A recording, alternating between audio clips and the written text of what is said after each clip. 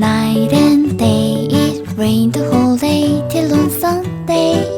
I'm waiting for a shining day. Might be singing, might be So, good morning. So this is Ludmisi Ragay, your partner for today's morning. So, do you know what will I discuss today? So, I will discussing about the system approach and the components of instructional system.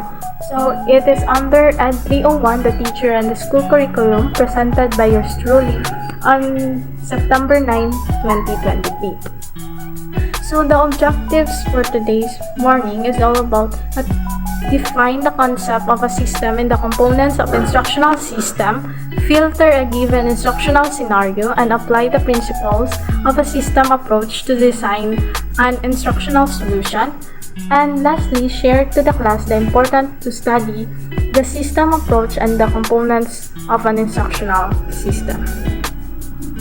So when we say system approach, so a system approach, it is an approach that views a problem or a process as a complex system composed of interconnectedness and interdependent components that work together in order to achieve a common goal. So what is system? So it's a system. It is a process taken as a whole, incorporating at all aspects and parts, namely pupils, teachers, curriculum, content, instructional materials, instructional strategy, evaluation of instructional objectives. So there are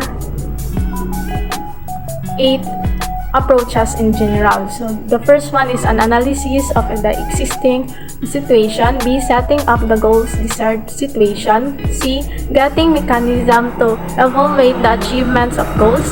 D. Generating the alternative solution. E. Choosing the best possible solution through cost-benefit analysis. F. Dealing with design of a system. G. Outlining the monitoring mechanism and system. And lastly, working out solution.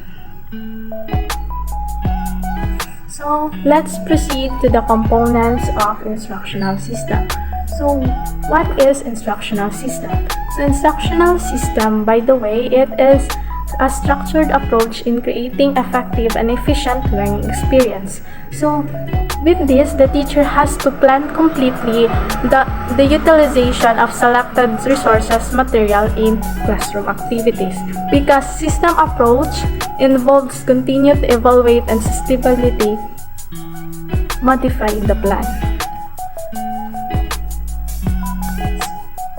So there are 4 components of system approach. The first one is input, second one is process, third one is output, and the last one is analysis and feedback. So what are these? So when we say input, it is the objectives of goals, environment, and factors. What is process? Process involves evaluating in the input data. So it evaluates the input data. So when we say output, it is the insight into the system's behavior, and the analysis and feedback examines the input data. So let's try to give an example. So an input is educational goals and objectives. What is the process of it? So the process of it involves teaching and learning activities. What is the output? When we say output, it is the evaluating the process, so the students' performances and achievements. And lastly, the analysis and feedback is help refine teaching methods and materials.